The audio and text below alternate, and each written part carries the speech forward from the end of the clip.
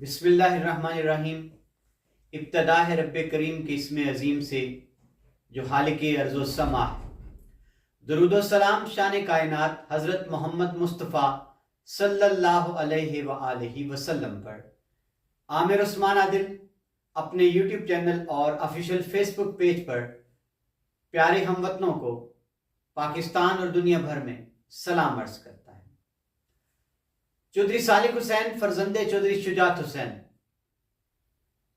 ताज़ा तरीन और बड़े गर्मा गर्म इंकशाफात क्या कहते हैं कि सऊदी अरब के शाही खानदान की कौन सी अहम शख्सियत भारी सरमायाकारी लेकर इस वक्त पाकिस्तान के किस शहर में मौजूद है, और मजीद ये खुशखबरी उन्होंने सुना दी कि महंगाई का तूफान थमने को है सऊदी अरब की मेहरबानी से। दूसरा बड़ा इंकशाफ फराह गोगी के हवाले से कि चौधरी परवेज इलाही को पहले से इस बारे में क्या इल्म था। तीसरा बड़ा इंकशाफ फर्जंदे शुजात हुसैन का इमरान खान के हवाले से कि किस तरह वो किस केस में नाअहल कर दिए जाएंगे और वो किस से माफिया मांगते फिरते हैं।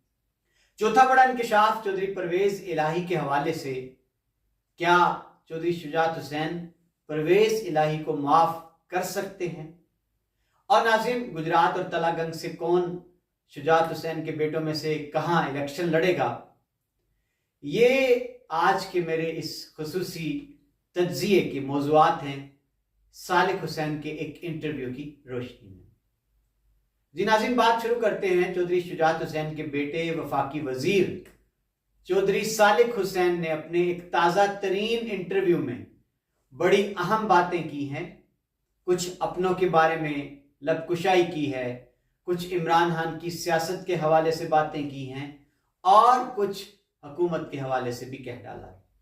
जनाब, सबसे पहले सालिक हुसैन कहते हैं महंगाई का तूफान पाकिस्तान में थमने को है, IMF से मुआहिदा करीब है, सऊदी अरब खुसूसी तौर पर पाकिस्तान का बोझ बटाने की कोशिश कर रहा है।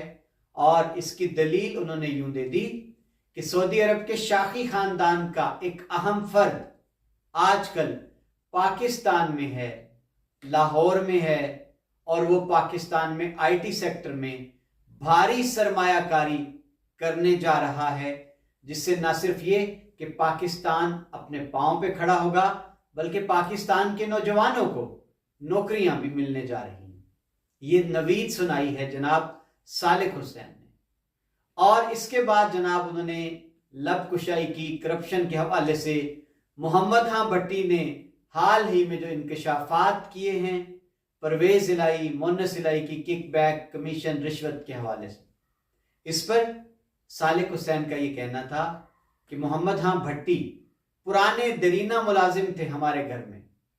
यानी मोहम्मद खां भट्टी चौधरी बरादरान गुजरात के घर के मुलाजिम थे और फिर रफ्ता रफ्ता इनको तरक्की देकर 22वें ग्रेड का ऑफिसर पंजाब असेंबली में बनवा दिया गया। सालिक हुसैन का कहना है कि ये बहुत करीब आ चुके थे परवेज इलाही के, मोनस इलाही के, तो लामहला इनके पास जो दास्तानें हैं करप्शन की अंदर की, वो वाकई सच्ची खबरें हैं।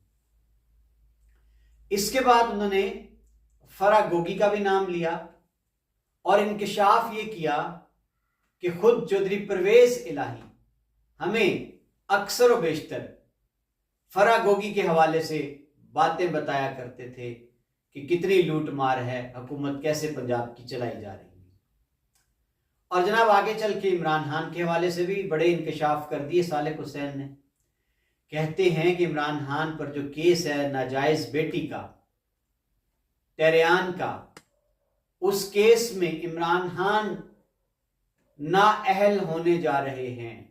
क्योंकि मुझे पिछले दिनों किसी ने इमरान खान के खिलाफ जो पुराना केस था 1997 का हवाला दिया कि उसमें अदलिया ने जो कमेंट्स दे रखे हैं वो पढ़कर वाज़े साफ ये हो जाता है आया कि इमरान खान बचने वाले नहीं हैं, उनको नाअहल कर दिया जाएगा।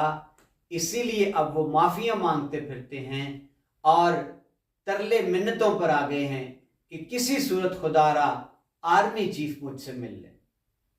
ये नाज़रीन बातें की हैं सालिक हुसैन ने अपने आज के ताज़ा तरीन इंटरव्यू में।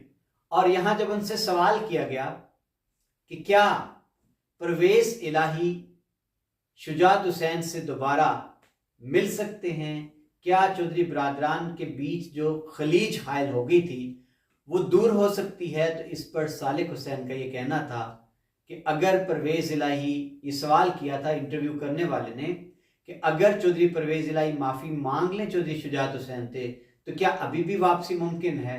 इस पर सालिक हुसैन का ये कहना था कि चौधरी शुजात हुसैन बड़े दिल के मालिक हैं, उनको तो कोई कुछ भी कह के चला जाए, शाम को वापस आ जाए तो वो सब कुछ भुला चुके होते हैं। तो गोया उन्होंने ये एक इशारा दे दिया कि आज भी माफ़ी तलाफ़ी हो सकती है अगर चौधरी परवेज़ इलाही रजू कर लें और चौधरी शुजात हुसैन से हाथ मिलाने पर तैयार हो जाए।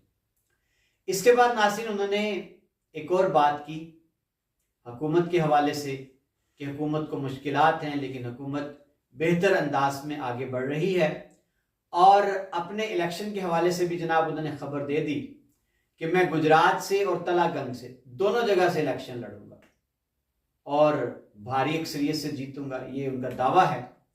और इसके साथ साथ नाज़रीन उन्होंने ये भी कह दिया कि बहुत बुरा भला कहा गया शुजात हुसैन को चौधरी परवेज़ इलाही, मुन्नस इलाही और उनके साथियों की जानिब से।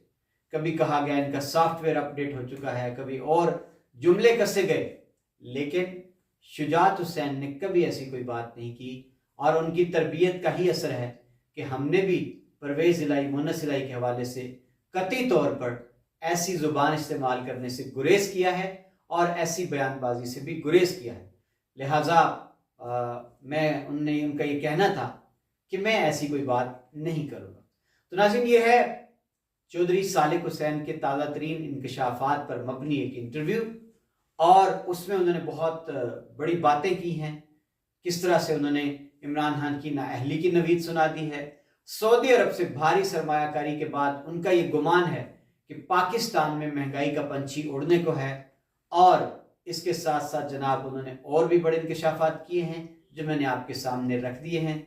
देखना ये है कि आने वाले दिनों में क्या सालिक हुसैन की सारी ये बातें जो आज उन्होंने अपने इंटरव्यू में कही हैं दुरुस्त साबित होती हैं, और क्या कल कलां को जब इलेक्शन का डोल डाला जाता है, क्योंकि उन्होंने आज इंटरव्यू में ये बात भी कही कि इलेक्शन अक्टूबर नवंबर से पहले मुमकिन ही नहीं।